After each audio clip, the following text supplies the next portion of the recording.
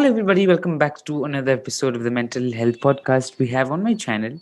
So, today I'm back with Ishita. So, Ishita is a psychologist. So, thank you, Ishita, for joining in. It's a pleasure to have you. Thank you very much. Thank you for having me here. Yeah, it's my pleasure, Ishita. So, before beginning, Ishita, it would be great if you could, speak about yourself and what you do and about your work. Yeah. Okay, my name is Ishita, and currently I'm training to be a clinical psychologist with the Rehabilitation Council of India. And I've just started my training actually, but prior to that, I have a degree in mental health from University College London. So it's been approximately 4 to 5 years where I have been working in this field of mental health and also working with different organizations. It's been a mixture of enhancing my skills when it comes to education and also side by side gaining clinical exposure by working for various organizations. Yeah. Okay, great. So, before getting into any discussion, Ishita, one question I ask every other psychologist, clinical psychologist, and mental health expert which comes on my podcast is, what is mental health according to you? What do you think? How would you define? Of course, we know the definition given in the textbook or whatever, in the dictionary or whatever.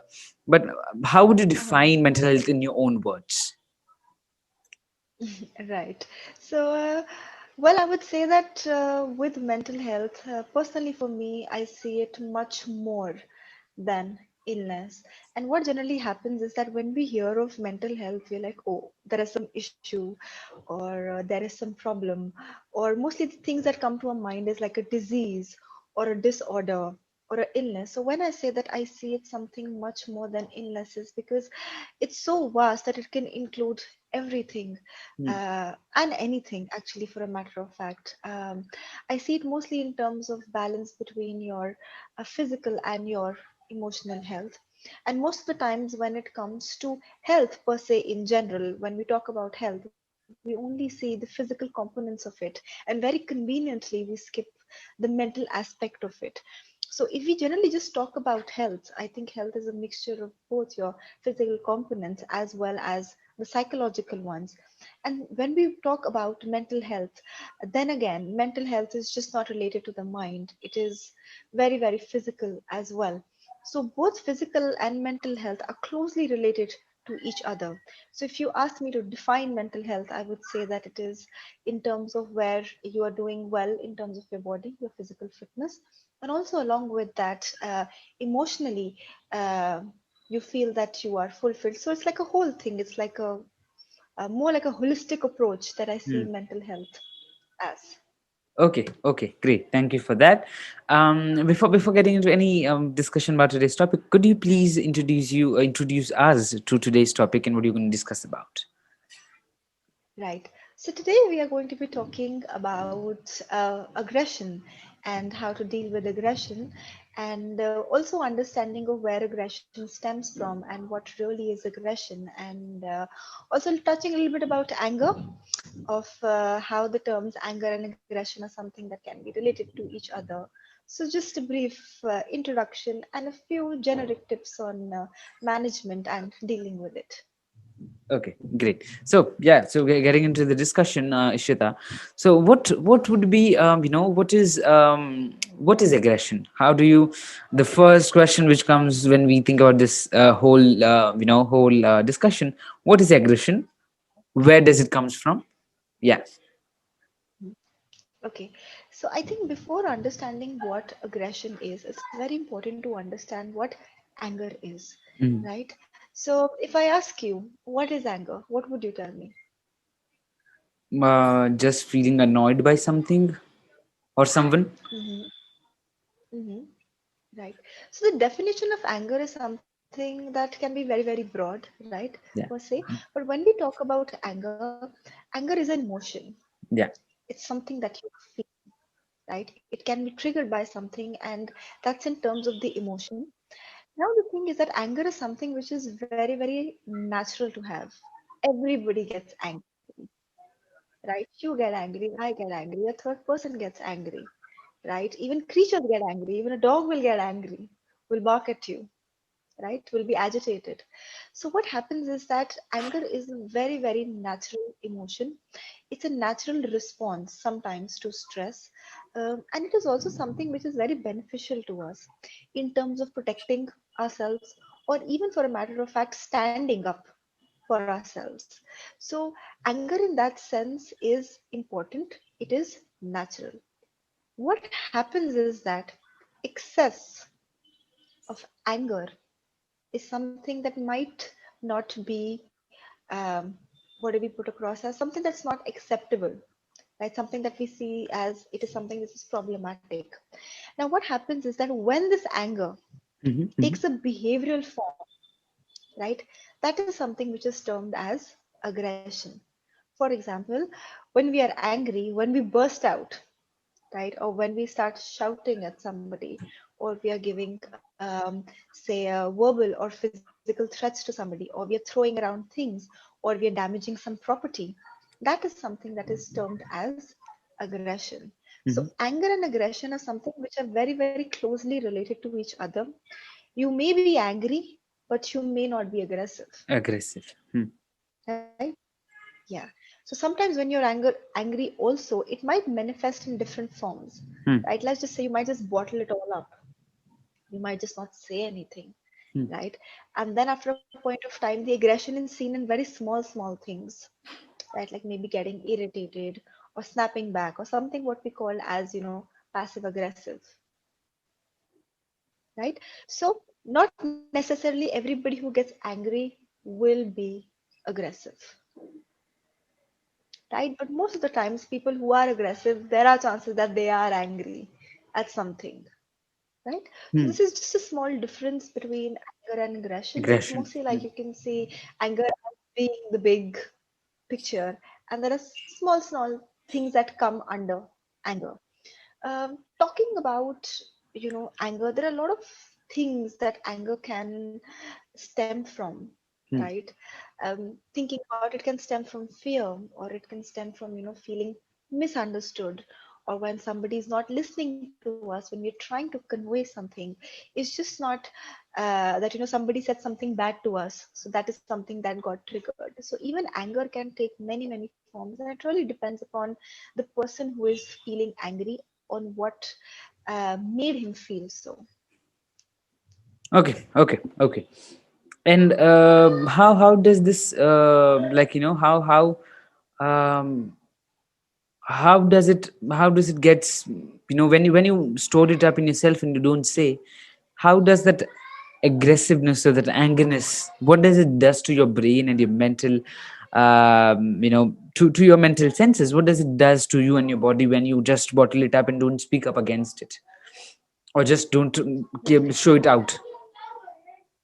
Right. So it can manifest itself in various forms.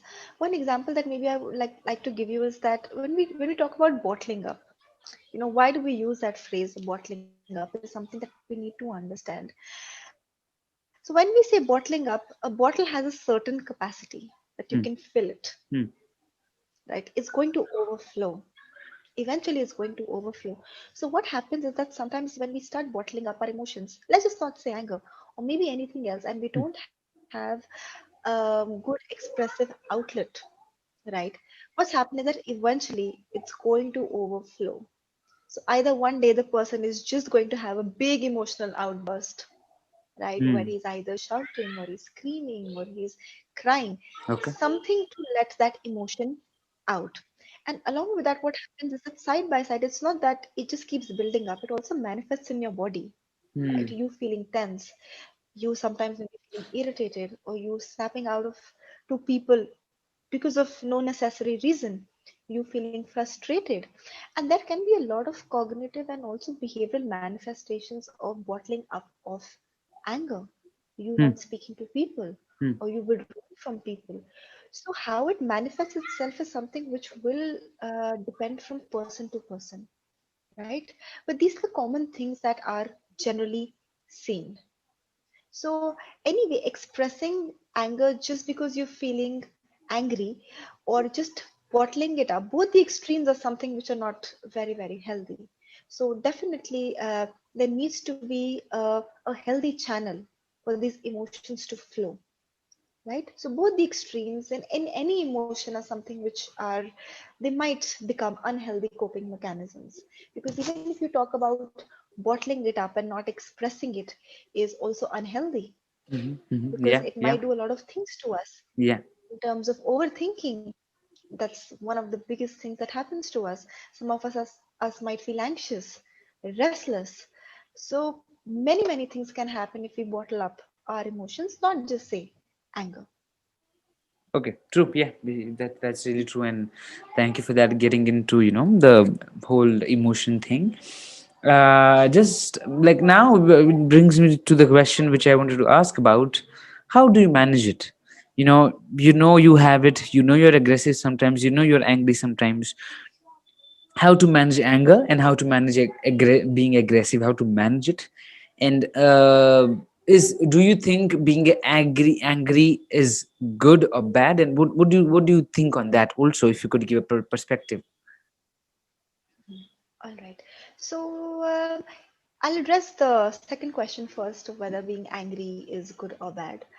Well, I would say that extreme of any emotion is something which is harming yourself and harming others, is something that needs to be watched out for, right? Our emotions are natural to us, whether it's happiness, sadness, anger, right? All Hmm, of them are natural. But in terms of if it's harming ourselves and it's also harming the other person, is hmm, somewhere where it might lean a little bit towards the bad side. hmm, I don't necessarily see emotions as good or bad. It's how emotions aren't good or bad. They're actually just, if you look at them, they're just very neutral.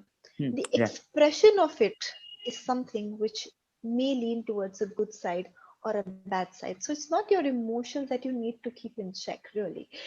It's mostly in terms of the manifestation of the emotions or the behavioral aspect of it, that is something that needs to be managed. Because when we start labeling emotions as positive or negative, with the meaning of positive or negative, meaning that if it's positive, we should feel it as much as we can, and when we say it's negative, we try to run away from that emotion, or we try to Hmm, avoid that emotion, and yeah. that is something which is not beneficial. We need to feel all our emotions.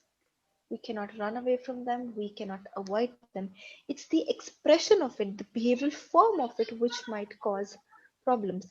For example, like you're talking about anger, the aggression part, right? The aggression that is there is manifesting where you are throwing around things that can be harmful to you and also harmful to others.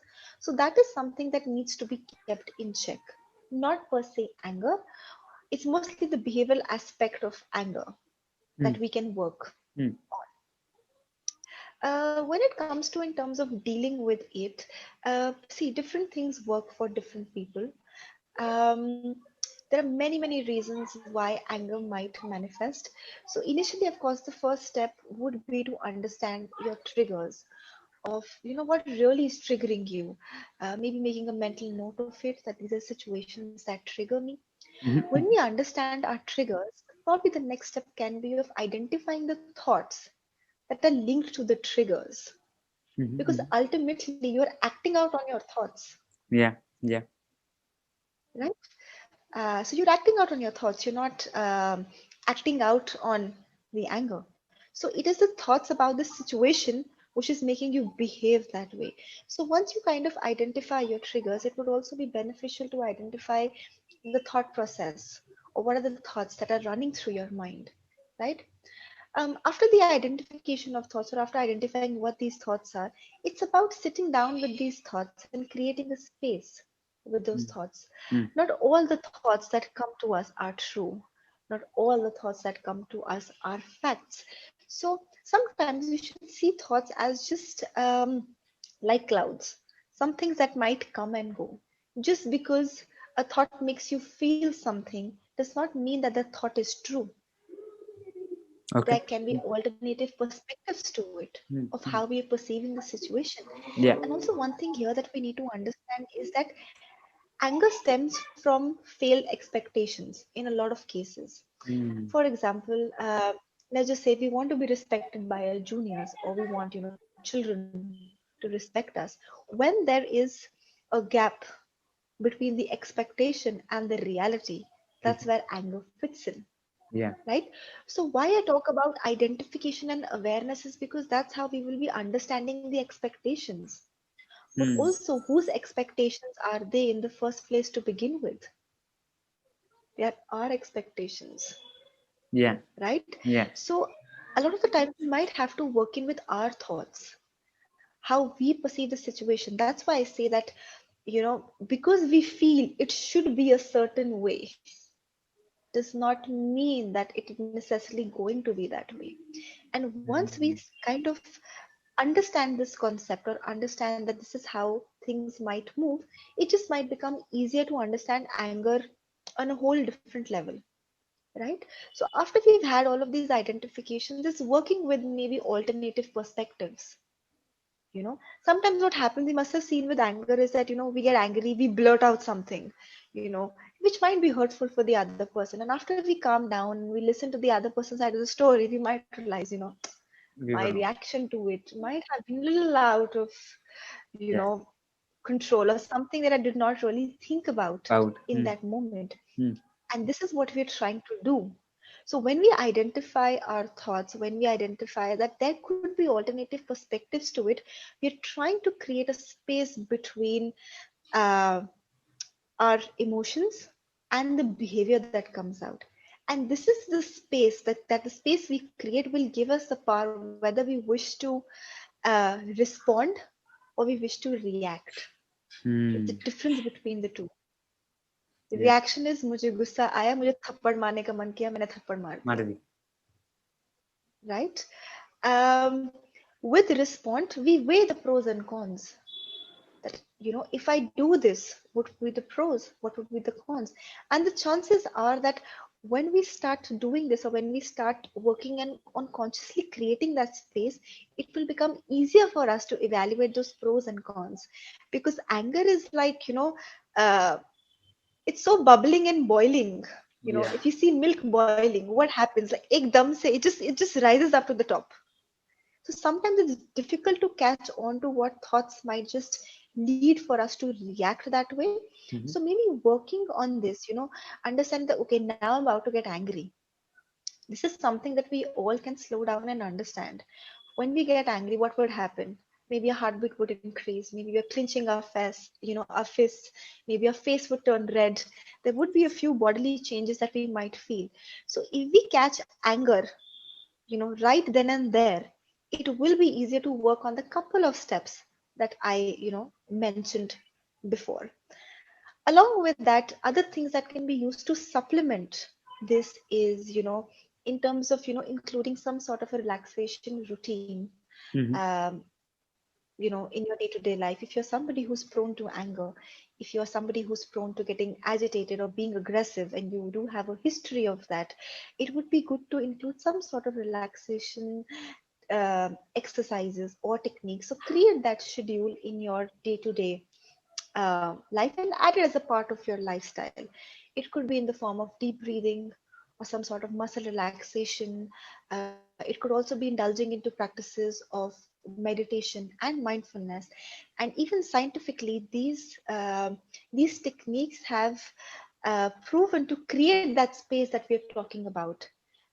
It helps us stop and actually evaluate our actions. So indulging in these activities is also something that I would highly, highly recommend to somebody who's prone to it.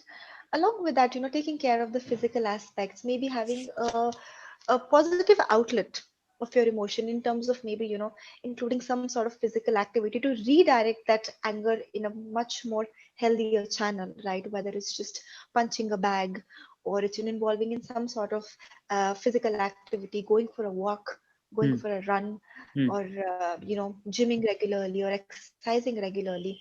This will really help us regulate our own nervous system, because when we exercise, eventually after a point of time, it releases the happy hormones in us. It gives us a sense of satisfaction, it gives us a sense of pleasure. And what happens is that with anger, when we direct it in this way, we are benefiting our mood, and sometimes also anger gets stored in certain parts of our body, in terms of we might have that unexplained neck ache or that backache, right? Or maybe sometimes even stomach ache for no plausible reason, right? So even in that, it will help regulate with that. Also, exercise will help aid in sleep, which is very, very, very crucial for our mental well-being altogether. So these are a few things that can be done. Also, talking to somebody trusted, some friend, expressing out what really are you feeling. These are a few things that might help. But like I said, that these tips are something which are very, very generic in nature. They may or may not apply to everybody. So if you feel that there are a couple of self-help things that you've done and these things are not working out, I would highly recommend to go and maybe consult with a mental health professional, either with a psychologist or a clinical psychologist or with a psychotherapist, whichever you feel is available to you. So I would really, really recommend in doing that, because there, at least when you are in therapy, there will be a systematic channel. It will be easier for you to recognize your own trigger. Sometimes you're not able to recognize that. We don't know what is making us angry, or why are we getting angry, at every single thing. So with these things, when you work with the mental health professional, awareness, you know, is something that we might reach much more easily with therapy. So if you feel that a lot of things have not worked, you've read everything, you've Googled, because Google knows all the answers these days. You've done everything possible. It's still not helping. I would really recommend that give therapy a try, Yeah. because you might see a few changes that you're not Oh, able to bring about from yourself. Yeah. yeah, yeah, yeah. Really true. Thank you very much for giving that brief out and sharing every, of course, a basic one, a generic one, but a detailed one. So thank you for that. So before ending up the session, my last question to you would, Ishita, what would be your message to anybody watching this or listening this? What would you like to leave here before ending this up? Since we were talking about emotions, maybe something about emotions is something that I can talk about, and maybe leave the viewers with a few things to reflect on. Um, all your emotions are acceptable. Each and every one of them is acceptable, but not all behaviors or the form of expression to it is going to be acceptable. So, because we were talking about anger, we, like I also mentioned, that we think about emotions being negative or positive. I would advise you not to view them specifically as negative or positive, because if you start doing that, you will not feel them. And if you want to heal from them, you have to feel them. You cannot heal from something which you can't feel. So if we do not feel it, we generally tend to go into an avoidance phase where we tend to just avoid emotions, and that can have its own repercussions, So what I would say to the viewers is, you need to feel it to heal it. Not all your emotions are specifically good or bad. It's just that the expressions to it are something which may need to be, watched out for. And as and when you feel that you need some help, you need somebody to talk to, do consider therapy, do give it a chance, because that's something that is very, very stigmatized in our society. There's a last resort. If the smallest thing happens to us in terms of a physical health, let's just you get a cut, and you'll just run to the doctor, get an antiseptic, maybe get a tetanus, do something over it. You'll immediately take action over it. But what happens with the mental health is that is a last priority for us, and sometimes it's not even a priority. We'll just keep letting things build up. So I would say that before it becomes something very big and unmanageable, it's better to catch it before it becomes something big. So definitely take care of your mental health, give it a priority, because there is, if you're looking for well-being, it's both. It's your physical health as well as your mental health. If you're looking for holistic well-being, it has to have both the components. So do think about all of these things, and hopefully this will let a few of your viewers at least reflect on the things that we've talked about today. Yeah, yeah, sure, for sure, Ishita. So thank you very much for joining in. Thank you very much for sharing every other tips and getting us into details and sharing all the things. Thank you very much. Thank you very much. It was a pleasure to have you, Ishita. Thank you again. Thank you for having me on. Thank you. Thank you.